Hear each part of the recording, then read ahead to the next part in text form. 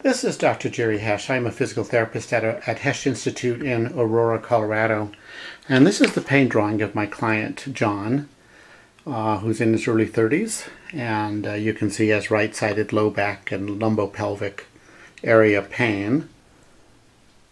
And one of my findings is his pelvis looks symmetrical.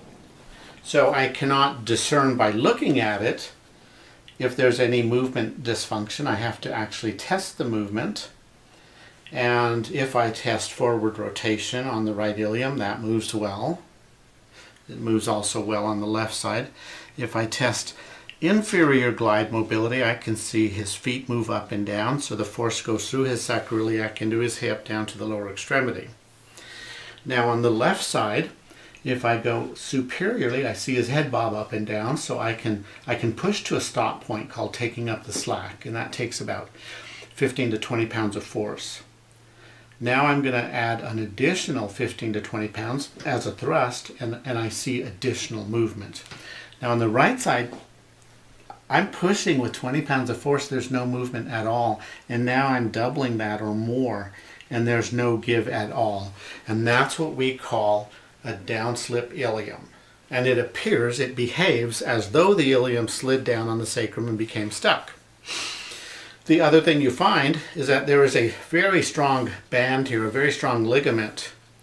You can make a triangle with your fingers and thumbs, and right underneath the index finger you can dig past the glute muscle and strum it like a guitar string, and you'll find a ligament there called a sacrotuberous ligament because it connects sacrum to ischial tuberosity, the sit bone. And so on this ligament I can indent that a little bit. Come to this ligament, it's easier to find, it's pronounced. And when I try and indent this ligament, I cannot.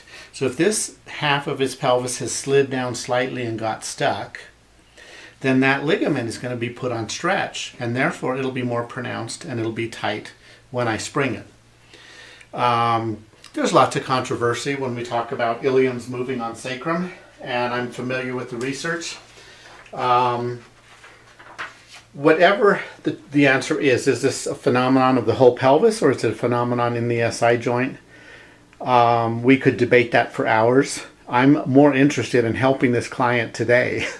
And so what I'm going to do is use his legs as a lever and push up through his legs with his hip in about 20 degrees of adduction, capturing the plane of the sacroiliac joint, imparting a vertical force for about 5 minutes, and I will come back and film his response to that maneuver.